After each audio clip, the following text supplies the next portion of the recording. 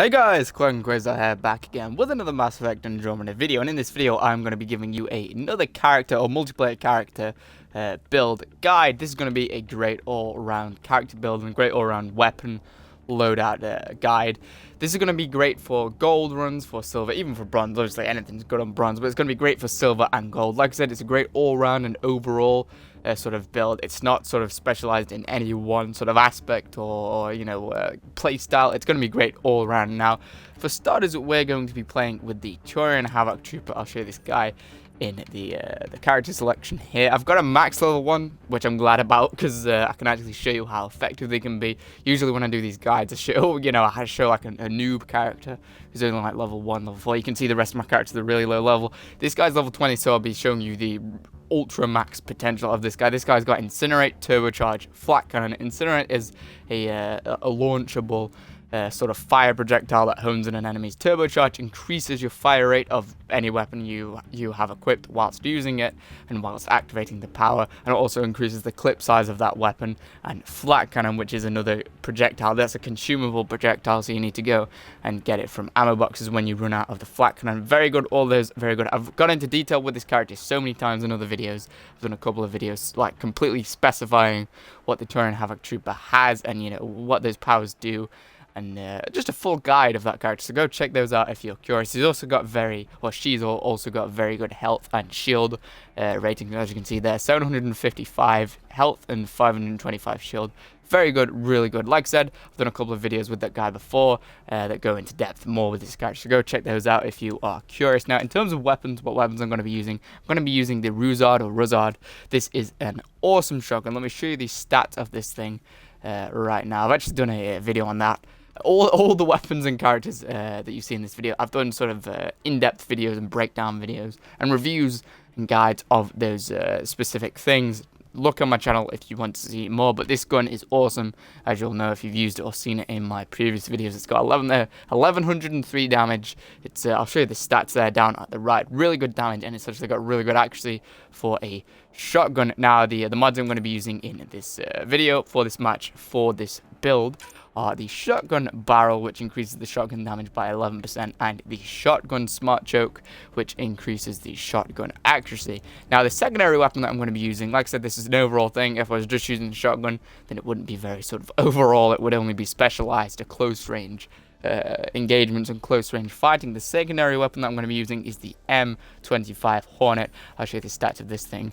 Now, like I said, I've done a video on this as well. Check it out if you're curious. This thing is an ultra high fast firing, as you can see, ultra high rate of fire submachine gun. Very good, really good damage as well. As you can see, 128 damage. It doesn't seem that much, but for a submachine gun with a massive rate of fire and a pretty big clip size, it is really good damage, especially compared to the Equalizer. The Equalizer has basically got half the damage of the Hornet, and the Ruzard has got 42 less damage than the Hornet. So the Hornet is pretty damn good, and the Ruzarad's N7 as well. The Hornet's just a normal gold weapon, so it's pretty damn good. Accuracy wise, it's very good, very accurate, incredible rate of fire, especially with the turbocharge ability that I mentioned the Turian Havoc Trooper has a little bit earlier on in the video. Its rate of fire is going to be through the roof. Now, I'm going to break down what these weapons are going to be used for. The Ruzard, it's going to be great for armored enemies or the tougher enemies. Whenever the Krogan Berserkers or Hydra-Mechs or Fiends or Anointed, anything that sort of has armor or is a tougher enemy, has a lot of health, you're going to want to use the Ruzard for. And anything, if you would get attacked by goddamn space dogs, those goddamn Adhis, or the Wraiths, if you're playing against the Ket faction, you're going to want to pull out the Ruzard and equip the Ruzard, because that's going to be great, obviously, at close range, very high damage per shot, really close to short, medium range, if you get what I mean by short, medium range, not super medium range or anything, but sort of within, like, I'd say 20 or 30 meters of you, it will shred. It's only got 4 bullets per clip, though. So just bear that in mind. You're not going to be able to take 100 guys out if they're all swarming around you, but that's very good for close range engagements and get up close and personal with the tougher armored enemies, because that's going to deal a lot of damage to those guys. Now, the M25 Hornet is going to be, like I said, it's got a high rate of fire, so that's going to be amazing for taking down shields. With the Hydra-Mechs, for example, not the Hydra-Mechs, what are those things called? The Destroyers.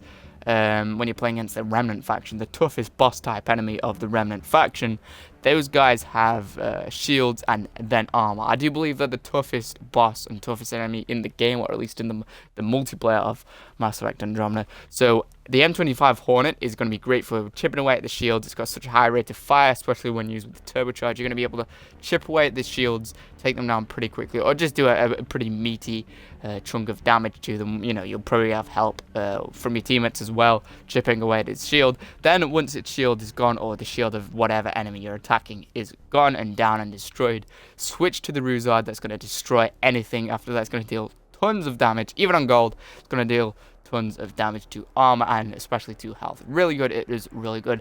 And this loadout is basically a destroyer killer. It's like the strongest enemy in the game. This loadout specializes at taking that enemy down, taking the destroyer down. Now the equipment upgrade I'm going to be using is the I wasn't sure which one to go with on this one, because I've got the combatives upgrade that increases damage dealt by assault rifles and pistols by 10%. I've got the gorilla one, that's for snipers and pistols. I've got the shotgun upgrade, or the shock trooper upgrade.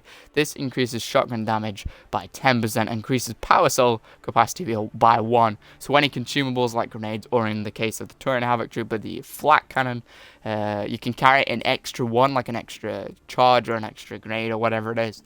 You can carry an extra one of those. I wasn't sure which to go with. Either the combatives upgrade, which increases the damage dealt by pistols by 10%, or the one that increases shotgun damage. I went with the shotgun damage because whilst the Ruzard really has no need of extra damage, it is the gun that you're going to want to use when you are trying to do a lot of damage. The pistol that you're going to be using with this loadout, the Hornet, really is only for shields, and you don't need an ultra high damage amount or ultra high damage rating to take down shields. It's not that necessary. A high rate of fire is really necessary, and, you know, consistent fire upon that shield is what's necessary to take it down quickly. So I thought I'd go with the shock trooper upgrade. Like I said, increases damage dealt by shotguns by 10%, just to make that Ruzard that bit more powerful, that bit more effective. Now, in terms of what powers and abilities I'm going to have with the Turin Havoc trooper, I'm going to show you the perks that I have selected. This is what I have selected for every one of my videos that involves the Turin Havoc trooper. Now, I've got aerial assault, which is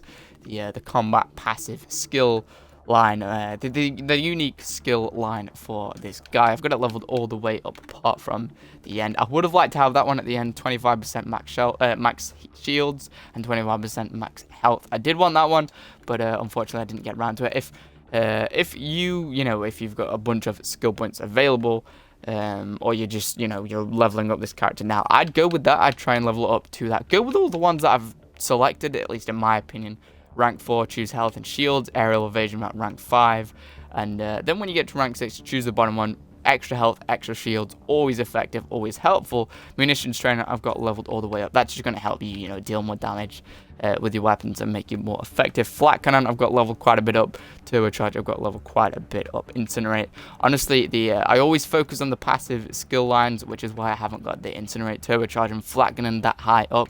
The reason I couldn't afford the max level aerial assault is simply because I tried to put a few skill points into Turbocharge and Flak cannon, because I really wanted to make use of those abilities and sort of freshen the character up a bit and sort of enjoy the character a little bit more, especially with the Turbocharge ability. So I didn't really have the spare ones to put into aerial assault. If you're going to sacrifice any sort of skills on here to get the final level of aerial assault, so you can unlock rank 6 of aerial assault and get extra health and shields, I would go with Incinerate. Ignore Incinerate. I kind of regret picking Incinerate. Just ignore that and choose the final rank of aerial assault. Anyway, I think I've covered everything for this character. I do believe I'm not gonna tell you what color to have this character. That's not gonna change the gameplay much, but I think I've covered everything. So I'm gonna show you the gameplay now. I'm gonna jump into either a silver match or a gold match with that, whichever I can find first. But yeah, I'll be back with you guys in a second. Alright guys, I've jumped into a multiplayer match now. I'm on a silver match. I couldn't find a gold match for some reason. The matchmaking wasn't allowing me to find a gold match, and I prefer to do silver matches for sort of build guides and weapon guides, simply because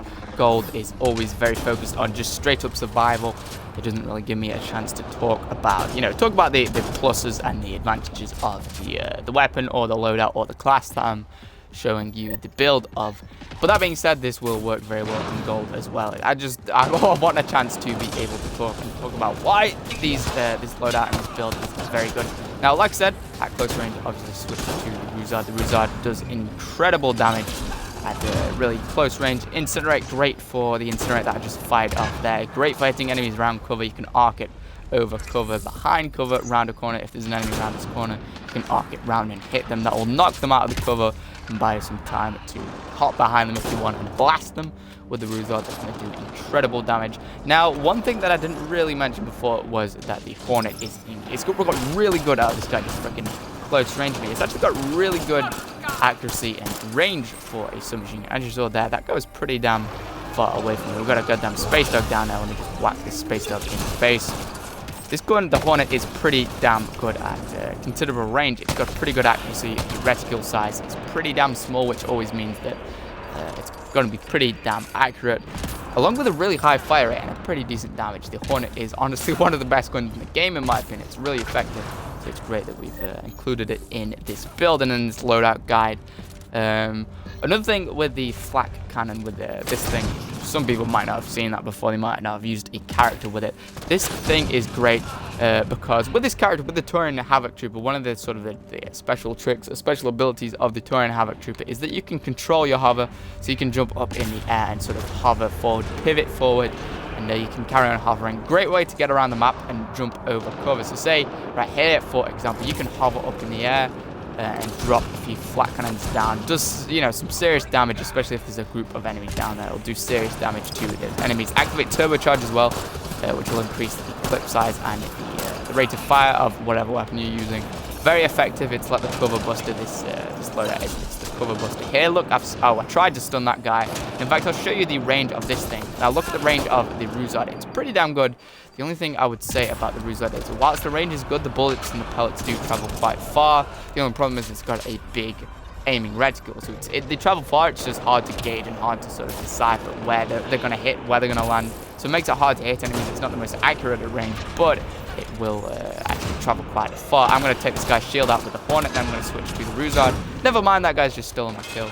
Probably just realized that I'm trying to do a freaking loadout guide for you guys. But look, just look at the serious amount of damage that this gun has got. It's insane. I missed a few shots there. The only problem with this gun is really the only downside of this gun is the reticle. It's huge, very easy for a lot of the pellet spread to sort of fly off in an opposite direction or fly off round or past whatever enemy you're aiming at. So it can sometimes be hard to hit whatever enemy, whatever guy you're aiming at and trying to kill. One thing I said in my Ruzard sort of breakdown guide of this shotgun, of the Ruzard shotgun that recently came out. One thing I said in that is it's very imperative to aim down the sight, use the aim down the sight function. Usually with shotguns, it's not really that big of a deal. With shotguns, it's generally just hip fire, and it's great, it works. The thing about it is, because the reticle's so big and the pellet spread is insane on the Ruzard, it can make it very hard to hit. So aiming down your sight is always going to be very important with this weapon, simply because it allows you to sort of gauge better where the weapon is going, well, where the pellet spread is actually going to hit. Also, turbocharge does work on this weapon as well. The turbocharge, the ability that increases the fire rate, you're not going to see that big of a change in terms of the fire rate, the rate of fire for the Ruzard, but you will see a little bit of a thing, you know, a little bit of an increase, a little bit of an improvement if you are in a clutch moment or a clutch situation, you're about to die, or you're taking some serious enemy fire. Then definitely switch over to use the turbocharge ability on the Ruzard. You'll be able to take out the damn sight quicker, a lot quicker. It'll save your life in a lot of situations. Also, the flak cannon is great, really, for any enemy. It's reduced effectiveness against armor, but even against armored enemies, yeah, flak cannon is going to do great. Really, the Turian Havoc Trooper has some of the best abilities in the game, at least in my opinion. These are two of the best weapons in the game. I think the Hornet is, in my opinion at least, obviously you guys are very entitled to disagree with me, but the Hornet, in my opinion, is the best pistol / submachine gun in the game, and the Ruzard is one of the best shotguns. The N7 Crusader and the Piranha shotguns are also really good and really good choices, but I do kind of prefer the Ruzard. It's just the learning curve on the Ruzard is a little bit steeper, and it's a little bit harder to get used to with the Ruzard. God, you walk so freaking slow. You like waddle like a goddamn duck or a pigeon or something when you're holding the objective. But as you can see, the range is pretty good with the Ruzard. You just got to get used to it. You're really got to get used to it and get good at gauging where the shots are going to land. One thing though, if you've used the Dawn shotgun, which is, it actually has slightly less damage than the Ruzard that I'm using now, but if you've used the Dawn shotgun before, I think it's like a popular shotgun. One of the most popular shotguns in the game in Mass Effect Andromeda. If you use that before, you will, without a doubt be used to sort of having to gauge where the shots are going to land on a very unpredictable and hard to use shotgun, because the Dawn can be a real punk to get used to when you first get it. The same can be said for the Ruzard. It's not quite as hard to use as the Dawn, but it's sort of the same thing. The Dawn has a very huge reticle at the same time, very hard to get used to and sort of gauge where the shots are going to land. It's the same story with the Ruzard, basically, just not quite as difficult, not quite as hard. I think the reticles are actually the same size with the Ruzard and the Dawn.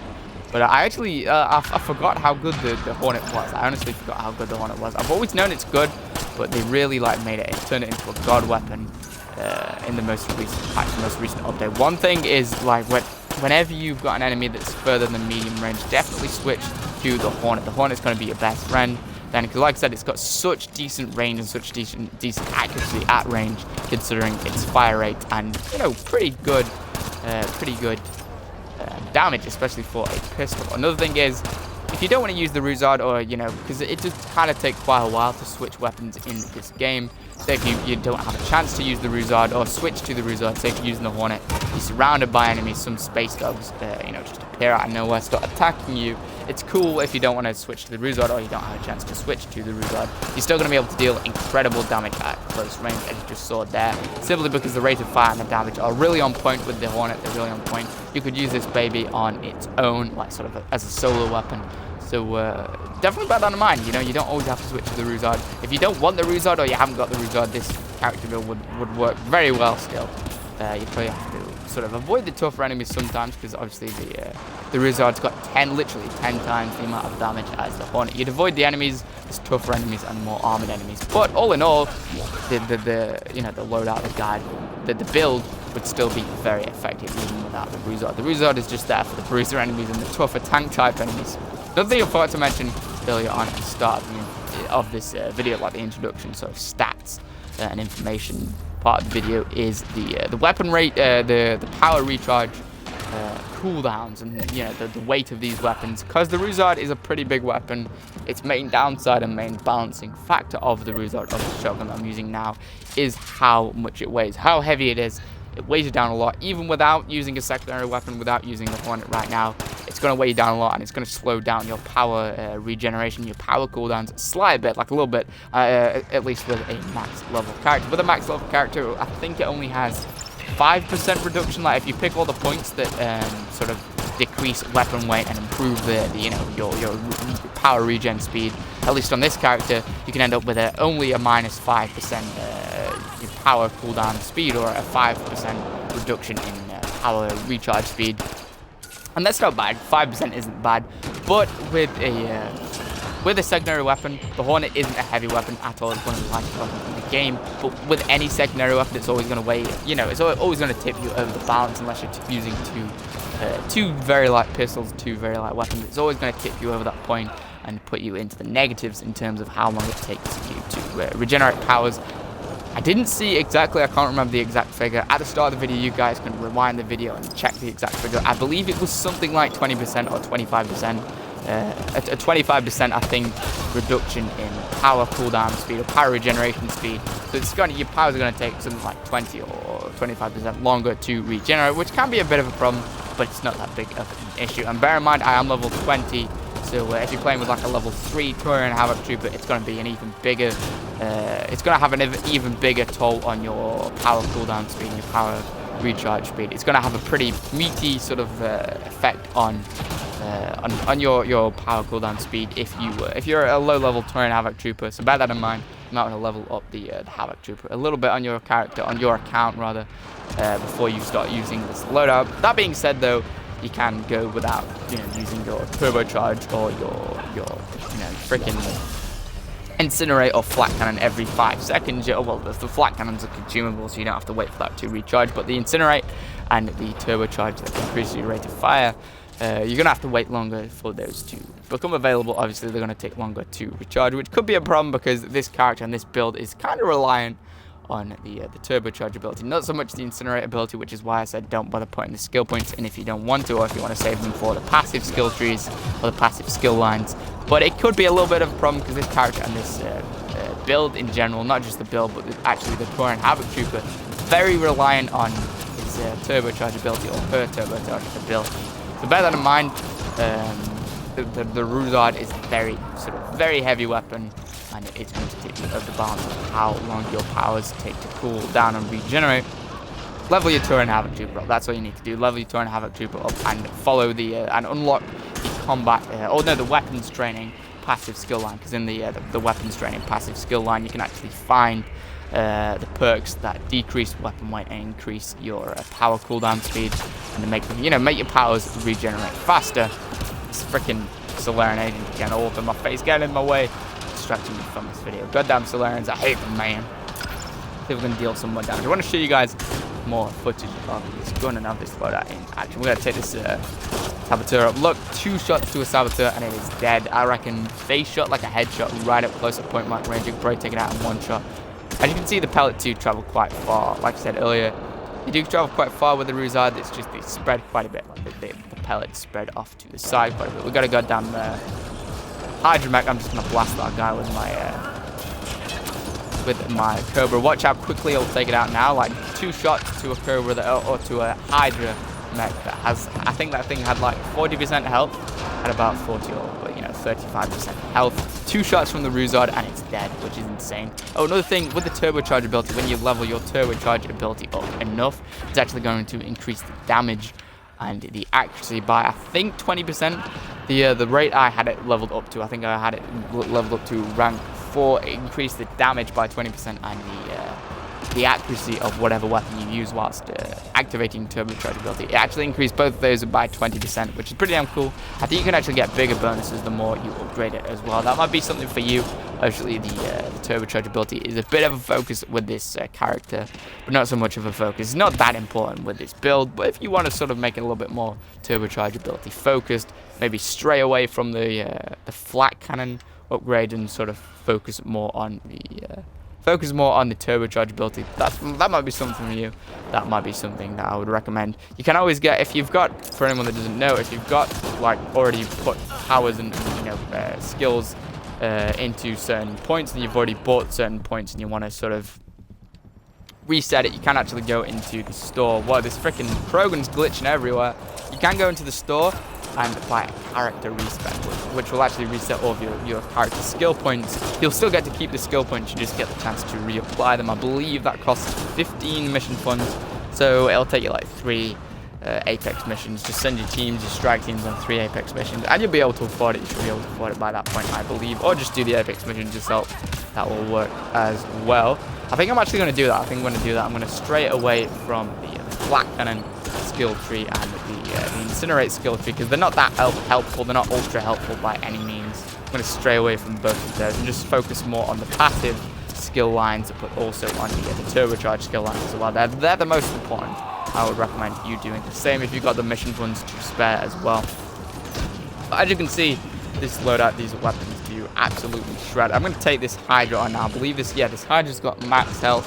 So we're going to see how well it does against a max health Hydra. Just watch his health bar, obviously, because it's pretty important that you see how much damage it's doing to the health. I'm going to hit him with a few of my flat cannon shots as well. Just blast him in the face. I'm going to take cover. Oh crap, I'm going to activate turbocharge, increase the power regen, increase the fire rate a little bit more. I'm going to make a run for the evac in a minute, but I'm going to take this guy. Watch out for how quickly his health has gone down. He's dead now. Took me about 2.5 clips, I believe. It shreked him. We're on silver. Are we on silver? Yeah, we're on silver. Absolutely wrecked him. So if you have a grudge against the Hydras for some reason, the Hydra mechs, or just boss type enemies in general, definitely rock with the Ruzard. Definitely rock with this build. Works very well. It will shrek. It will absolutely destroy them.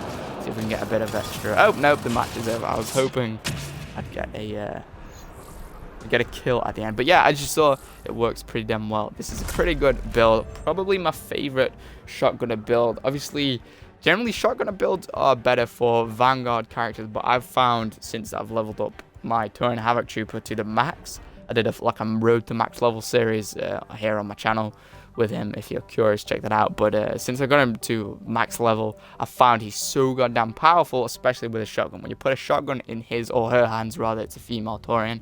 When you put a shotgun in her hands, she's a god. She's like one of the best characters in the game, apart from like a couple, maybe like the Quigon Gladiator and the Human Sentinel. I think those two characters beat the Taurian Havoc Trooper. But apart from that, very effective character, very effective build. Anyway, I think I've talked enough. You're probably bored by now, so I'm going to stop the video. If you want to see any more of my videos, definitely stick around and subscribe. If you wanted to, if you enjoyed watching this video, leave a like. It would really help me out, and I would really appreciate it. If you want to see any more of my videos, like I said, stick around and subscribe to this channel, because there'll be plenty more Mass Effect Andromeda videos coming your way. Anyway, thank you guys so much for watching, and I will see you all in the next video.